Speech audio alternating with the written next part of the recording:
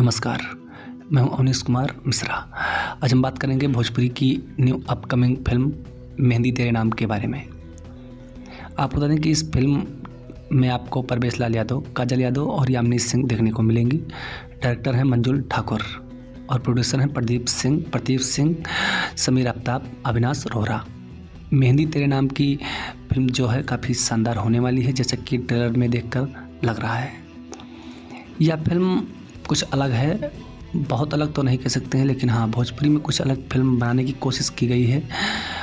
जैसा कि ट्रेलर में दिख रहा है। अब ये फिल्म में है कि नहीं है, इस बारे में कोई सूचना हमें तो नहीं है। हमने भी फिल्म देखी नहीं है और ना ही ये सिनेमा हॉल में अभी तक लग पाई है।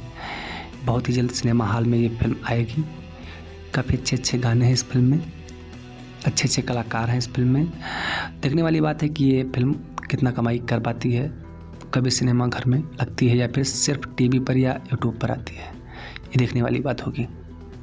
आप कितना एक्साइटेड हो इस फिल्म के लिए, कमेंट करके ज़रूर बताइएगा। धन्यवाद।